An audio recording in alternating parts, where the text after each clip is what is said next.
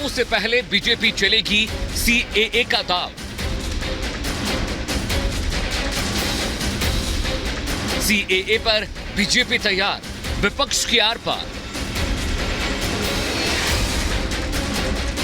CAA से किसको नफा, किसको नुकसान? ममता और नीतीश सीएए से क्यों परेशान? लोकसभा चुनाव की तारीखों के ऐलान से पहले केंद्र सरकार संशोधित नागरिकता कानून यानी सीएए को लेकर बड़ा फैसला ले सकती है। सूत्रों की माने तो सीएए 2019 के नियमों को सरकार लोकसभा चुनाव के ऐलान से पहले नोटिफाई कर देगी। अब इस मसले पर विपक्ष आर पार के मूड में नजर आ रहा है। इससे पहले कि आपको सीएए पर मचे सियासी घमासान का ब्यौरा दें, उससे पहले समझिए कि आखिर सीएए है क्या। सीएए कानून के तहत बांग्लादेश, पाकिस्तान और अफगानिस्तान से 31 दिसंबर 2014 तक भारत आए प्रताड़ित गैर मुस्लिम प्रवासियों यानी हिंदू, सिख, जैन, बौद्ध, पारसी और ईसाई को भारतीय नागरिकता दी जाएगी। भाई मुझे कोई धारा बता दो, कोई क्लॉज बता दो जिसके अंदर ये कानून में किसी की भी नागरिकता लेने का प्रोविजन हो। किसी धारा का उपयोग कर किसी की नागरिकता छीन सकते, ऐसे दूर दूर तक दूरबीन से भी दिखाई पड़ता। मैं आज भी कहना चाहता हूं देश भर के मुसलमान भाइयों बहनों को कि ये गलत अफवाहें फैलाई जा रही है। सीएए किसी की नागरिकता लेने का कानून है ही नहीं, सीएए नागरिकता देने का। संसद ने दिसंबर 2019 में संबंधित विधेयक को मंजूरी दी और बाद में राष्ट्रपति की मंजूरी मिलने के बाद इसके विरोध में देश के कुछ हिस्सों में बड़े पैमाने पर प्रदर्शन हुए। लोकसभा चुनाव के अप्रैल-मई में होने की संभावना है, यानी लोकसभा चुनाव के ऐलान से पहले इसे लागू किया जा सकता है। इस बीच अब इस कानून पर विपक्ष आर पार की लड़ाई की मूड में नजर आ रहा है। एआईएमआईएम चीफ असदुद्दीन ओवैसी की माने तो सीएए संविधान विरोधी है। यह कानून है जो धर्म के आधार पर बनाया गया है। सीएए को एनपीआर, एनआरसी के साथ पढ़ा और समझा जाना चाहिए, जो इसे साबित करने की शर्तें रखेगा। CAA is anti-constitution. It is a law which has been made on the basis of religion. And please understand that CAA must be read with and understood with NPR, NRC. And I'm telling you, if that happens, it will be a grave injustice, especially to the Muslims, to the Dalits, and to the especially poor people of India. वहीं कांग्रेस नेता राशिद अल्वी का कहना है कि यह कानून समुदाय विशेष के लोगों को परेशान करने के लिए बनाया गया। अभी इस कानून में कई खामियां हैं जिसे दुरुस्त किया जाना चाहिए।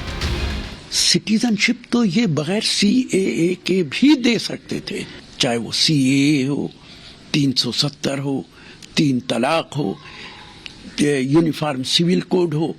इन्हीं मुद्दों के साथ वो खिलवाड़ करती रहती है और देश के जो असली मुद्दे हैं उन पर कोई बात नहीं करती है। सरकार ये कानून 5 साल पहले लाई, आज कानून को क्रियान्वित करने जा रही है, पर ये जो बुनियादी मसला है वो तो उच्चतम न्यायालय के सामने अभी भी खुला है कि क्या धर्म एक्स्ट्रा टेरिटोरियली या टेरिटोरियली नागरिकता का आधार हो सकता है या नहीं।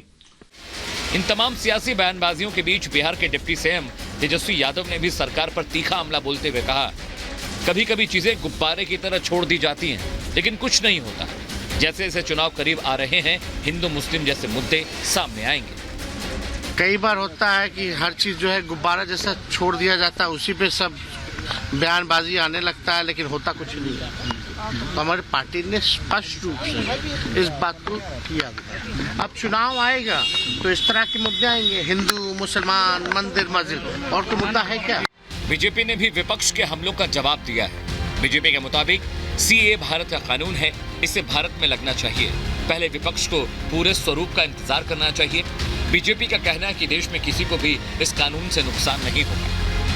सभी नागरिकों के लिए एक तरीके से भारत का कानून इक्वल है। इसका पूरा स्वरूप और प्रारूप आने दीजिए सामने, फिर चर्चा करेंगे।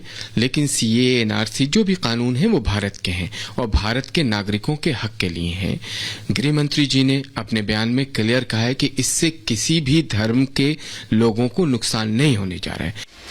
सीए लागू होने का असर पूरे देश में दिखेगा, मगर नागरिकता संशोधन कानून का मुद्दा असम, पश्चिम बंगाल और बिहार में गरमाने वाला है।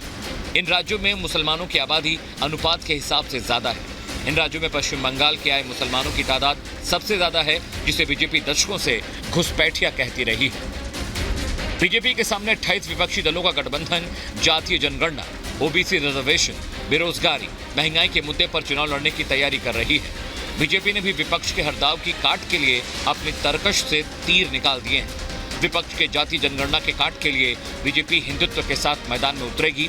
विपक्षियों पर राम मंदिर, सीएए और समान नागरिक संहिता के बाणों से हमला करेगी। विपक्ष राम मंदिर निर्माण को सुप्रीम कोर्ट का फैसला बताता रहा है, इसलिए काशी और मथुरा वाले शस्त्र भी बीजेपी ने सजा कर रखे हैं। Bureau report, Republic Bharat.